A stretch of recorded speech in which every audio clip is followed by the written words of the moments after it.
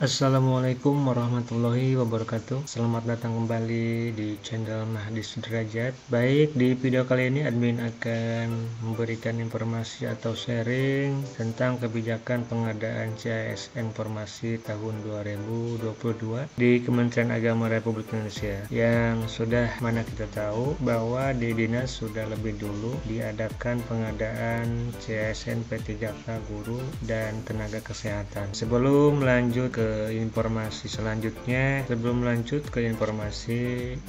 jangan lupa Bapak Ibu like, komen, dan subscribe channel ini agar bisa lebih bagus lagi ke depannya, dan semangat untuk admin membuat video-video berikutnya. Oke, di sini kita langsung ke handout pengadaan CAS Informasi tahun 2022. Di poin pertama ada kebijaksanaan pelaksanaan. Di sini ada dua kebijakan. Yang pertama kebijakan nasional, kebijakan Kementerian Agama. Selanjutnya di poin kedua, distribusi alokasi formasi meliputi tenaga pendidik, tenaga agamaan, dan tenaga fungsional. Selanjutnya di poin ketiga ada rencana jadwal pelaksanaan. Untuk rencana jadwal tahun 2022 sampai dengan 2023. Rumusan anggaran ini dari anggaran tahun 2022 sampai 2023 seperti itu. Nah, di sini untuk poin pertama, karena untuk formasi guru itu adalah kebijakan nasional. Seperti yang sudah kita tahu, Pak Nadiem Makarim sudah memberikan pernyataan bahwa akan ada 1 juta guru ya. Nah, ini termasuk dari kebijakan nasional. Dan untuk kebijakan Kementerian Agama, kita sudah tahu juga bahwa Menteri Agama juga sudah menyatakan akan ada pengangkatan guru P3K di wilayah Kementerian Agama ya. Sini untuk pengangkatan formasinya terdiri dari tenaga pendidik ya, itu guru, dan tenaga keagamaan itu seperti KUA dan stafnya mungkin. Selanjutnya untuk tenaga fungsional, nah ini untuk di wilayah kantor ya Kementerian Agamanya itu sendiri. Nah, untuk jadwal sudah kita ketahui, ini ada di tahun 2022, berarti di akhir sampai dengan 2023. Jadi akhir 2022 sampai dengan awal tahun 2023. Jelas untuk anggaran dari tahun 2022 ya, akhir sampai awal 2023. Sebelumnya admin meminta maaf bila ada suara-suara yang agak bising, yaitu suara hujan ya Bapak Ibu. Baik, lanjut saja. Sini ada landasan hukum pengadaan CASN 2022. Nah, pegawai pemerintah dengan perjanjian kerja yang selanjutnya disingkat P3K adalah warga negara Indonesia yang memenuhi syarat tertentu yang diangkat berdasarkan perjanjian kerja untuk jangka waktu tertentu dalam rangka melaksanakan tugas pemerintah. Nah, ini dasar hukumnya. Yang pertama, Undang-Undang Nomor 5 Tahun 2014 tentang aparatur sipil negara. Yang kedua, PP 49 tahun 2018 tentang manajemen P3K. Selanjutnya, Perpres nomor 38 tahun 2020 tentang jenis jabatan yang dapat diisi oleh P3K. Selanjutnya ada Perpres nomor 98 tahun 2020 tentang gaji dan tunjangan P3K. Selanjutnya ada Permen Pan RB nomor 70 tahun 2020 tentang masa hubungan perjanjian kerja P3K. Selanjutnya ada Permen Pan RB nomor 71 tahun 2020 tentang pemberian kuasa pengangkatan P3K. Selanjutnya atau yang terakhir adalah Permen Pan RB nomor 29 tahun 2021 tentang pengadaan P3K untuk jabatan fungsional. Nah, di sini landasan hukumnya sangat jelas ya Bapak Ibu, dan banyak sekali landasan hukumnya. Ada berapa ini ya? Ada 7 ya landasan hukumnya. Untuk Bapak Ibu yang ada di wilayah Kementerian Agama, jadi jangan ketinggalan untuk daftar ya. Kita pantau terus situs resmi dari Kementerian Agama. Di sini ada slide selanjutnya. Yang pertama ada pembangunan SDM. Nah, ini ada mencangkup SDM yang pekerja keras, dinamis, terampil, dan menguasai iptek. Selanjutnya mengundang talenta global. Nah, poin kedua, pembangunan infrastruktur meliputi penghubung produksi dan distribusi, mempermudah akses wisata, mendongkrak lapangan kerja dan nilai tambah perekonomian. Nah, untuk poin ketiga, simplifikasi regulasi, mencangkup kendala regulasi yang disederhanakan, dipotong dan dipangkas, dan omnibus law ya Bapak Ibu. Di poin keempat ada penyederhanaan birokrasi, meliputi penyederhanaan birokrasi menjadi 2 level eselon, terus peralihan jabatan struktural menjadi fungsional, dan yang terakhir ya, transformasi ekonomi, meliputi daya saing, manufaktur, dan jasa modern bernilai tambah tinggi ya. Itu 5 prioritas kerja Bapak Presiden Republik Indonesia ya, Pak Joko Widodo. Ini yang dinamakan dengan kebijakan nasional ya. Jadi ada 5 prioritas kerja Bapak Jokowi ya, Bapak Ibu. Kita lanjut saja ke kebijakan nasionalnya. Di sini ya ada penjelasannya. Kebijakan nasional ya, kebijakan pengadaan ASN tahun 2022. Pengadaan ASN tahun 2022 dilakukan hanya untuk P3K ya Bapak Ibu. Jadi pengadaan ASN tahun 2022 ini tidak ada CPNS ya. Jadi yang ada hanya P3K. Nah, ini berfokus pada pelayanan dasar ya, seperti guru dan tenaga kesehatan ya. Sudah kita tahu juga di dinas juga ya, guru dan tenaga kesehatan. Kebutuhan guru dan tenaga kesehatan yang belum terpenuhi akan dibuka kembali sepanjang diusulkan oleh pemerintah daerah.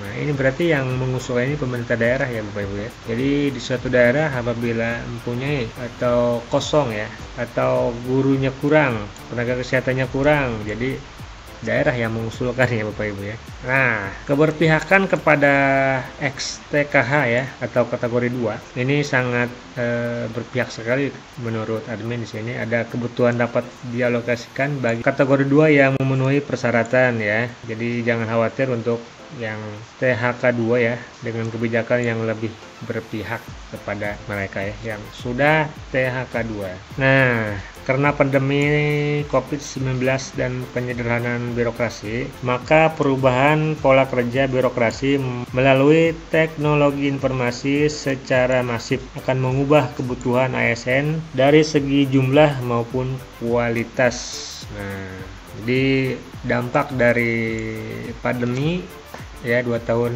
terakhir itu memberikan dampak ya, perubahan birokrasi ya melalui teknologi informasi. Jadi sekarang teknologi informasi ini seperti makanan sehari-hari ya bagi yang melaksanakan tugas di instansi Bapak Ibu masing-masing, seperti daring, seperti itu ya. Nah, untuk gaji dan tunjangan, kebutuhan ASN diusulkan oleh instansi pusat dan daerah dengan memperhatikan kemampuan pembayaran gaji dan tunjangan sesuai peraturan perundang-undangan. Nah, di sini kebutuhannya ya jelas tadi ya, harus diusulkan ya dari pusat dan daerah. Jadi memperhatikan juga ya untuk kemampuan pembayaran gajinya. Jadi tidak ujuk-ujuk mengusulkan aja gitu, seperti itu Bapak Ibu. Tapi ternyata kemampuan daerahnya tidak bisa untuk menggajinya gitu ya Bapak Ibu ya. Nah, di sini ada kebijakan nasional selanjutnya. Jadi hal-hal yang perlu menjadi catatan pemahaman bersama ya. Ini ada kedudukan. Jadi P3K kedudukannya sama dengan PNS ya, sama-sama diatur oleh peraturan pemerintah. Terus P3K dan tenaga honorer. Tenaga honorer atau PPT atau outsourcing tidak sama dengan P3K. Jadi untuk P3K itu tidak sama ya berarti ya. Jadi P3K itu sama dengan PNS seperti itu. Cuman nanti ada perbedaan mungkin. Nah, di sini ada Perpres nomor 38 tahun 2020 hanya bisa diisi oleh jabatan fungsional dan JPT yang bukan menyangkut rahasia negara sesuai Perpres nomor 38 tahun 2020. Peraturan pemerintah nomor 49 tahun 2018 ya. Ini jangan dianggap sebagai PP yang mengatur tenaga honorer ya, Bapak Ibu. Nah, untuk seleksi P3K harus melalui tahapan seleksi ya. Jadi tidak otomatis ujug-ujug P3K aja ya, Bapak Ibu. Jadi di sini ada seleksi dulu. Nah, untuk pendaftaran, di sini pendaftaran P3K tidak hanya untuk tenaga honorer ya saja. Jadi umum juga bisa ya, Bapak Ibu. Jadi untuk umum bisa. Selanjutnya, nah ini perjanjian kerjanya memakai sistem perjanjian kerja. Jadi ada sistem kontrak seperti itu ya, seperti di PT-PT. Oke, lanjut. Nah, di sini arah kebijakan strategi nasional yang menjadi mandat RPJMN kepada Kementerian Agama. Sini Gus Menteri berkomentar ya, atau memberikan pernyataan. Kementerian Agama harus menjadi motor penggerak implementasi moderasi beragama dalam semua lini. Para ASN Kementerian Agama harus menjadi cerminan dalam bersikap, bertindak, melayani masyarakat, membawa misi, menghadirkan moderasi beragama di tengah keberagaman Indonesia. Nah, ini pernyataan Gus Menteri ya. Nah, untuk PN ya, di sini untuk PN. Jadi ada untuk meningkatkan SDM berkualitas dan berdaya saing, revolusi mental dan pembangunan kebudayaan. Untuk PP-nya di sini ada PP peningkatan pemerataan layanan pendidikan berkualitas, peningkatan produktivitas dan daya saing, revolusi mental, dan pembinaan ideologi Pancasila, memperkuat moderasi beragama, meningkatkan literasi inovasi dan kreativitas. Ya. Nah, ini arah kebijakan dan strategi nasional. Lanjut, di sini ada kebijakan Kementerian Agama ya. Ini untuk kebijakan Kementerian Agamanya ada 4 poin kurang lebih. Untuk poin pertama, Kementerian Agama telah mengusulkan kepada Kementerian PAN-RB bahwa pelamar calon ASN Kementerian Agama memprioritaskan bagi mereka yang sudah mengabdi di Kementerian Agama. Jadi Kementerian Agama mengusulkan ya, jadi memprioritaskan mereka-mereka yang sudah mengabdi di Kementerian Agama, seperti guru yang ada di madrasah ya, yang diprioritaskan, atau staf di KUA ya, seperti itu. Nah, untuk poin kedua, kompetensi calon P3K Kementerian Agama akan mengikuti seleksi kompetensi dengan sistem CAT BKN untuk mengukur kompetensi manajerial, sosial kultural, dan teknis, serta wawancara berbasis CAT untuk integrasi dan moralitas. Jadi tetap ya Bapak Ibu, kita harus mengikuti kompetensinya melalui CAT. Sudah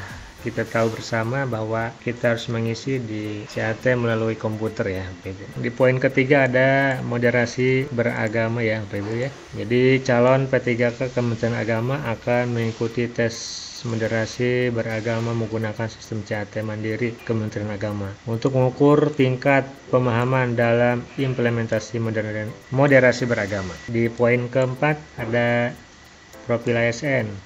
ASN Kementerian Agama P3K akan memiliki kompetensi yang sesuai dengan kebutuhan jabatan dan memiliki pemahaman beragama yang moderat sehingga dapat mencapai tujuan Kementerian Agama secara keseluruhan ya. Baik, kita lanjut saja untuk persyaratan umum P3K. Di sini ada kurang lebih 10 poin ya syarat untuk melamar menjadi P3K. Yang pertama adalah usia paling rendah 20 tahun dan paling tinggi 1 tahun sebelum batas usia tertentu pada jabatan yang akan dilamar. Sini maksudnya yang di bawah 20 tahun itu tidak bisa ya Bapak Ibu ya. Dan untuk yang paling tinggi, misalkan Bapak Ibu di guru ya, berarti guru itu pensiun 60 tahun.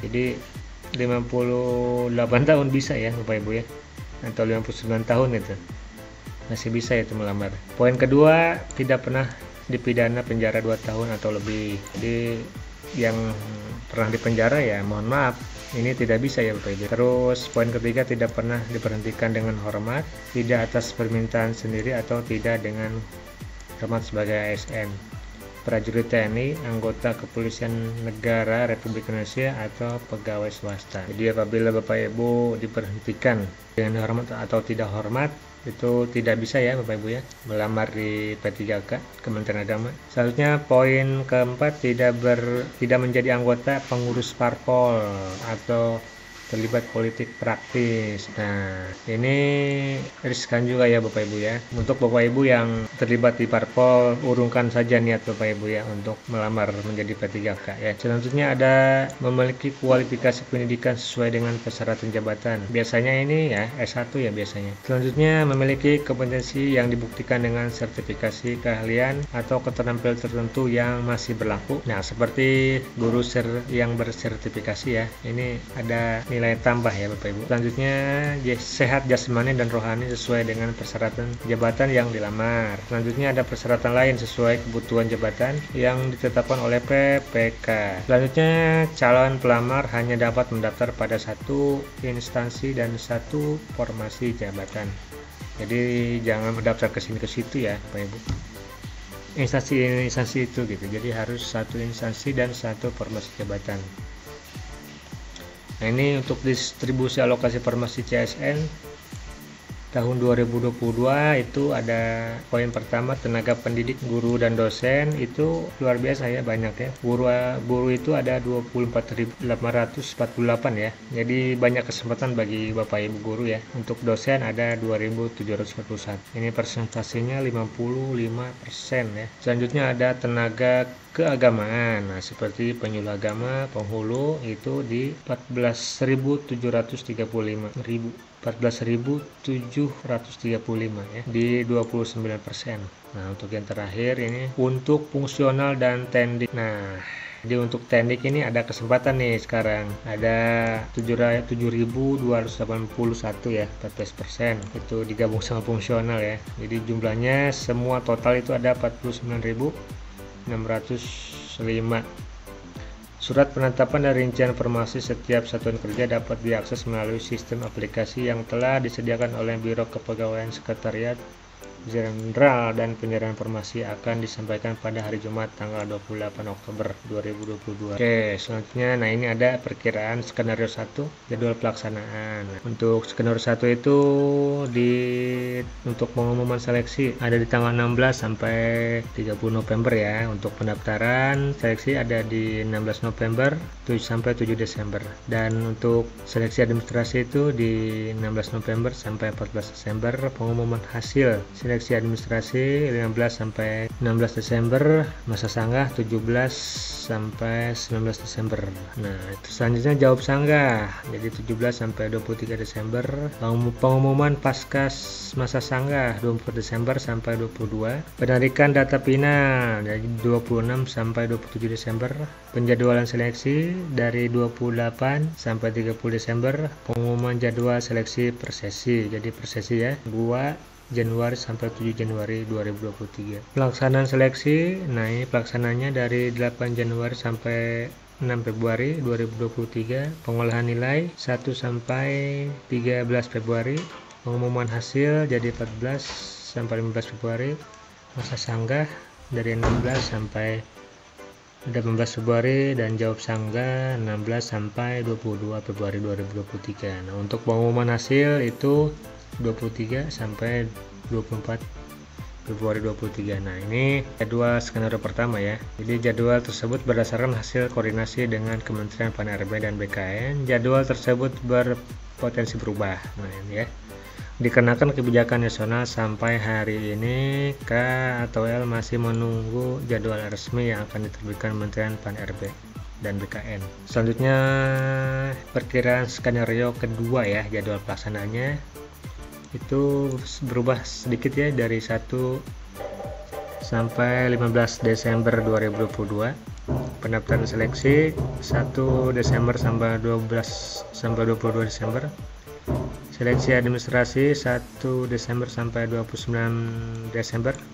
Pengumuman hasil seleksi 30 sampai 31 Desember. Masa sanggah 1 sampai 3 Januari 2023.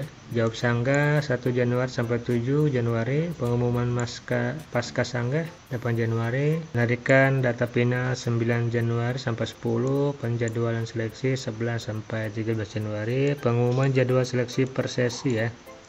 14 sampai 20 Januari 2023. Pelaksanaan seleksi 21 Januari sampai 19 Februari. Pengolahan nilai 14 Februari sampai 29 Februari. Pengumuman hasil 27 Februari sampai 28 Februari. Masa sanggah 01 Maret sampai 3 Maret, jawab sanggah 1 Maret sampai 7 Maret. Nah, untuk pengumuman hasil seleksi ini 8 sampai 9 Maret 2023 ya Bapak Ibu. Rencana anggaran CASN. Rencana anggaran tahun 2022. Satuan Kerja Negara membuat beberapa skenario penyesuaian anggaran pelaksanaan seleksi CASN Farmasi tahun 2022 sesuai dengan perkiraan jadwal, sehingga setelah terbit surat Menteri Pan-RB segera dapat diajukan untuk revisi anggaran.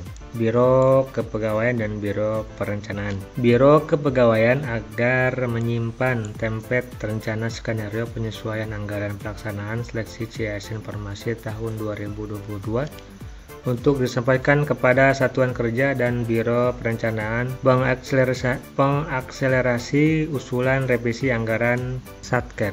Nah, untuk selanjutnya rencana anggaran tahun 2023, Satuan Kerja segera menyiapkan anggaran pelaksanaan seleksi CASN Farmasi tahun 2022 proses lanjutan sesuai dengan perkiraan jadwal dan menyiapkan rencana seleksi CASN Farmasi tahun 2023 untuk CPNS dan CP3K. Selanjutnya ada Biro Kepegawaian dan Biro Perencanaan. Biro Kepegawaian agar menyiapkan template rencana skenario penyesuaian anggaran pelaksanaan seleksi CASN Farmasi tahun 2022 proses berlanjut untuk disampaikan kepada Satuan Kerja dan Biro Perencanaan melakukan kontrol terhadap kesesuaian anggaran Satuan Kerja untuk Farmasi tahun 2022 dan untuk Farmasi tahun 2023. Thank you, terima kasih. Nah, itu adalah kebijakan pengadaan CASN Farmasi tahun 2022. Semoga sharing dan informasi yang admin sampaikan kepada Bapak Ibu bisa dipahami ya. Bila ada pertanyaan silahkan tulis di kolom komentar. Dan jangan lupa like, komen, dan subscribe, karena subscribe itu gratis Bapak Ibu. Itu saja yang bisa admin sampaikan. Hadanallahu wa iyyakum ila siratal mustaqim. Wassalamualaikum warahmatullahi wabarakatuh.